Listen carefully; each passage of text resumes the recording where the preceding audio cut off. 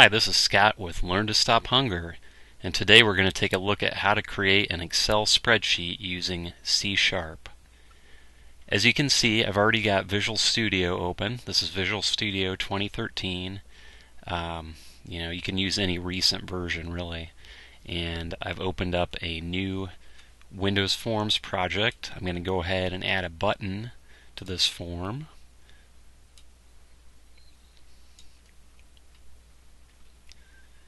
And we'll set some text on this. Have it say Create Spreadsheet.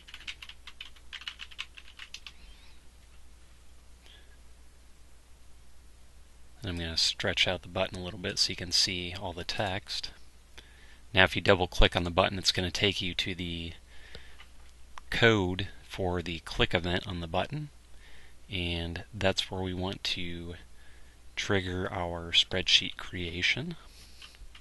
So actually I'm going to create a new method for that. We'll call it Create Spreadsheet.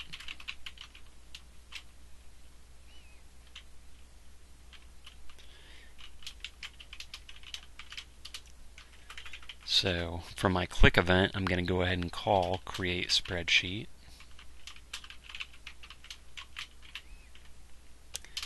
And when I'm done, I'm going to display a message box.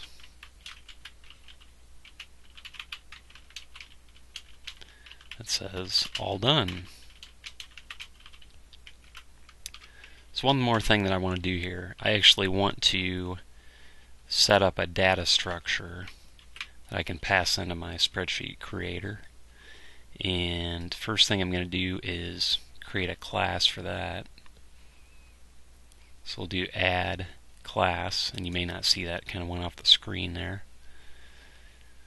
And Visual Studio is going to generate a class for me.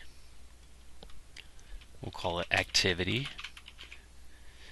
We're going to have a spreadsheet here that's going to track basically the hours on some simple activities. I want to make this a public class, and I'm going to type prop to set up a simple property on this. Make it a string property, and it'll be the name of the activity. And I'm going to use prop to do 3 more properties here. I'll just use an int to keep this simple. Int Monday hours. We're going to have the basically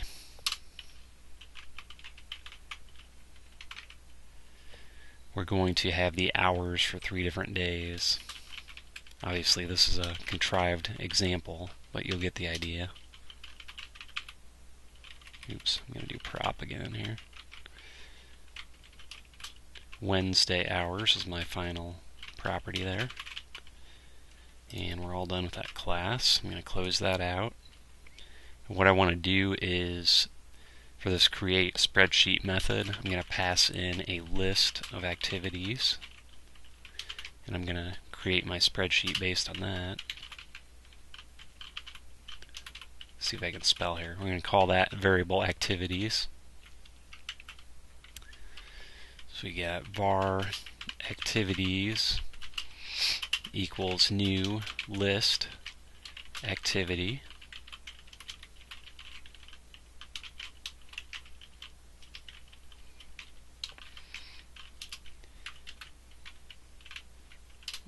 And I'm going to populate my list here.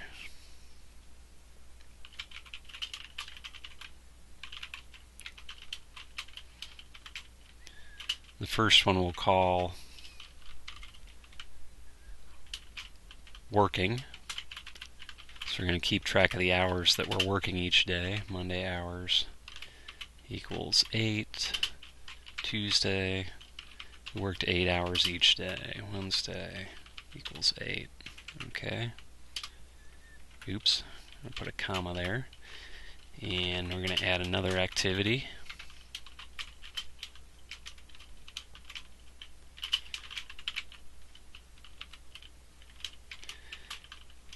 And really, I mean, this data structure is not important to you the solution, but it's just to give you an example of passing in a data structure to the method that's going to create the spreadsheet. We'll say I exercised 1 hour on Monday. I didn't make it to the gym on Tuesday, and Wednesday I also got 1 hour. And then one more activity, which is going to be sleeping.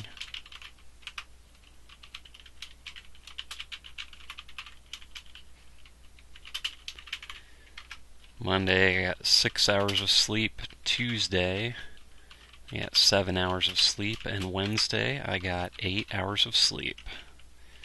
So that is my data structure. I'm going to pass that in to my create spreadsheet method. And we are ready to go. So the next thing I'm going to do is I need to get the EP plus NuGet package to create the spreadsheet with. So I'll right click the project, go to manage NuGet packages, and then I'm going to go up here and click on search and search for EP plus and hit enter. And actually, I think I didn't hit online. That's what I had to do. I was under installed packages, so it's not going to find anything since I don't have that installed already. So now I'm going to go ahead and type EP plus again. Looks like I've searched for that previously, or it's just figuring out that that's what I want. And the first one is actually the one that we want. I'm going to click install. And you need to accept the license agreement. You can see here there's a green check mark, so this is installed. Go ahead and click close. And now the other thing that's going to do, if you look under references, you'll see that it has now added EP plus. So that's a good thing. So now we can flesh out our create spreadsheet method. First thing that we're going to do is declare a path where we're going to save the spreadsheet. So I've got the spreadsheet path variable here, and we're going to call this thing activities, once again with the spelling problems, .xlsx.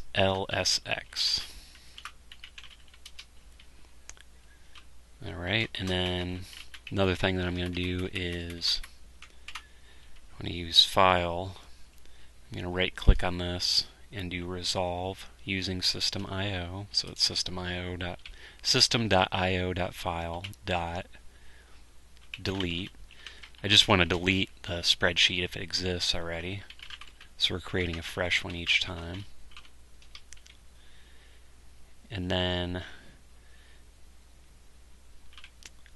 the next thing that I'm going to do is to go ahead and create a new Excel package, which I believe is similar to a workbook. Excel package. And I'm going to need to right click and do a resolve on that as well, and do using OpenOffice XML, which is that's a part of the EP Plus package that we downloaded.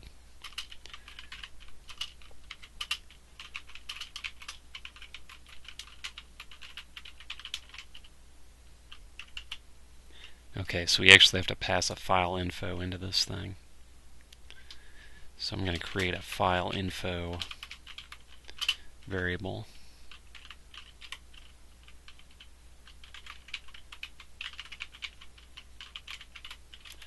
Call it spreadsheet info. That's going to be a new file info, and use my spreadsheet path. Now I can pass that into Excel package.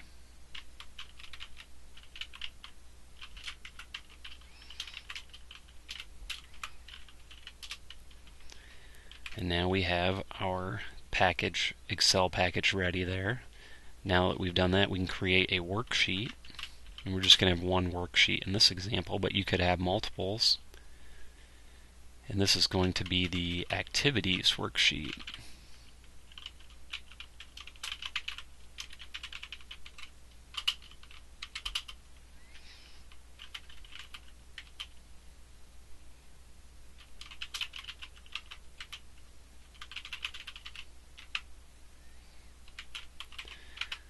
So we need to do workbook.worksheets.add, and then you put the name of the worksheet. In this case, it's going to be activities. So our worksheet is created. The next thing that I want to do is to create headers across the top. I'm going to do, let's see, I will have actually 4 of those for each of the 4 properties that I had in my class.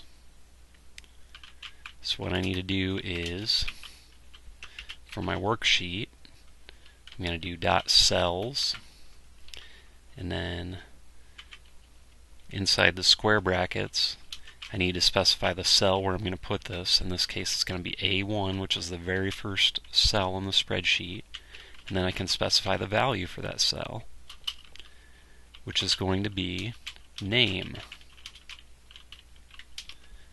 Now I want to do this 3 more times. I'm going to do some copy and pasting here.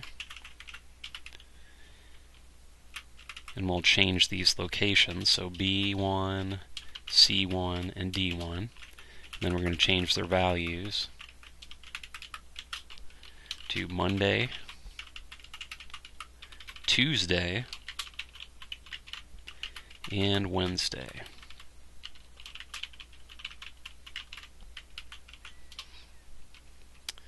And finally, I like to make my headers bold. So all you have to do for that is select all of the header cells. You could select them individually, but that's a little bit less efficient. So you do A1 colon D1 to select all of them. And then you do .style, .font, .bold equals true. So our header cell should be bold there.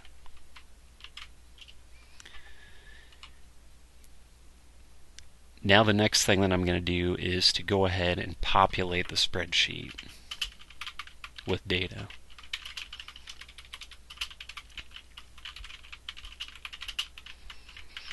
And I'm going to make this flexible, since in a real world scenario we wouldn't know how many rows of data we're going to have. But we do want to start out in row 2. So we'll set our starting row there. Then we're going to do a for each var activity in activities. So we're going to loop through our activities. Then we got to set a value in each one of these cells for each activity. So, sorry, I'm typing the wrong thing here. Activities, worksheet, cells. And we got to select that first cell here. It's going to be A. We got to make this a little bit dynamic since we don't know what row number we're in. We're going to use a plus to do that. Current row .toString. So that's going to, the first one that we do, that's going to evaluate to A2. The next one, it's going to be A3, etc. Then we do .value equals activity.name. Alright.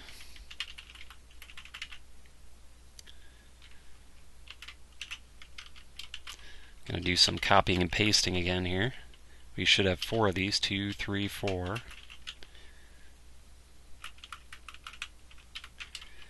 B, C, and D. Then we can set these values.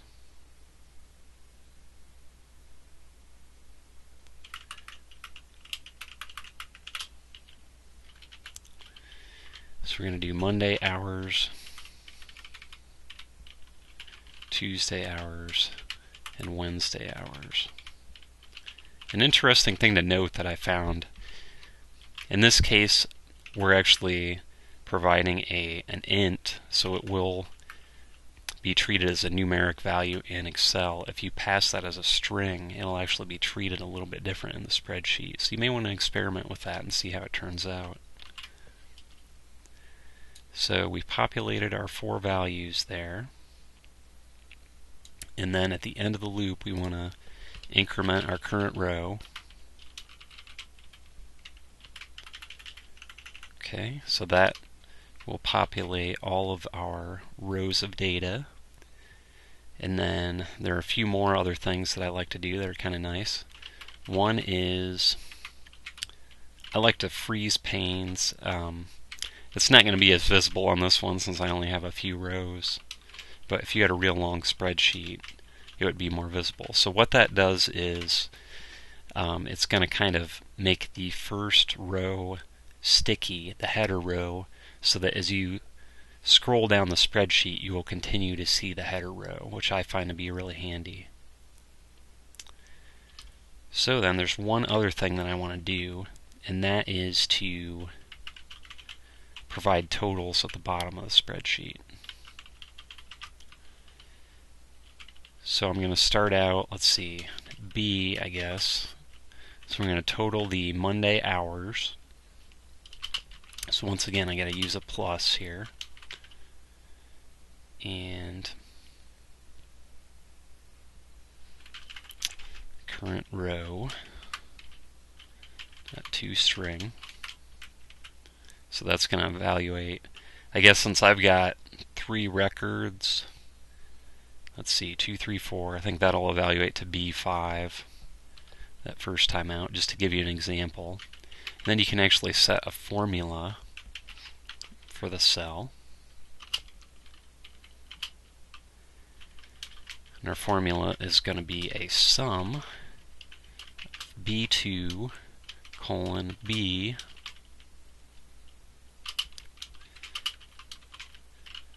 and then we want to go with current row minus 1, which is going to be the last row of actual data. So that's going to evaluate to something like B2 colon B4, which will sum those 3 rows up.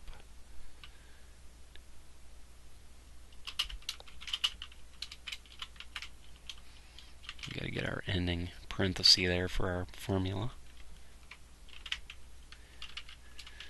So I'm going to do my copy and paste magic here again. We're only going to have 3 of those. We're going to have C and D. I'm going to change these to C and D as well.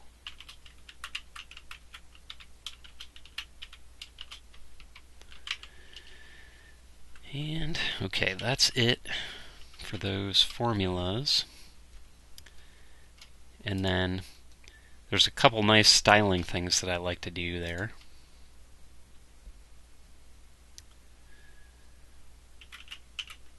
So basically, I'm going to go ahead and copy these 3 and just manipulate those so I don't have to type the whole thing. What I'm going to do is I'm going to put a top border above the sum, and then I'm going to make the sum bold to make it stand out a little bit more. So in order to do that, to do the bold, you got to do style font bold instead of formula here. So I'll do .style .font .bold equals true. I'm going to do the same thing here. .style .font .bold equals true. And one more time. You guessed it. Actually, let's just copy and paste that one as well. Alright, and then the last thing I'm going to do is the top border. So I'm going to grab these 3 and copy them and paste them. And for the top border, you got to do style .border .top .style. Seems a little bit slightly redundant there, but we're going to use this Excel border style .thin. You got a lot of options there. You can make a thicker border if you want to. I think maybe even like a double border. So I'm going to go ahead and do that and do some copying and pasting in all of these. And that will nicely format our totals. The very last thing that I'm going to do is to save the workbook to disk. So I do pck.save. And that's it. It should be all done. I'm going to go ahead and build this. Actually, if you click start, if you click start it's going to do a build anyway, but I'll go ahead and do that to run the sample application here. You can see it's pretty basic form. I'll click on the button and it says all done. So I'll go ahead and close it. And then you may wonder, where did the spreadsheet end up? It's actually, let's see, you can see I'm running in debug mode, so it's going to end up under the bin debug folder. I'm going to right click on the project and go to Open Folder in File Explorer. And here's my File Explorer window. I'll go to bin directory and then debug. And here's my spreadsheet, activities.xlsx. I'm going to double click and open that up.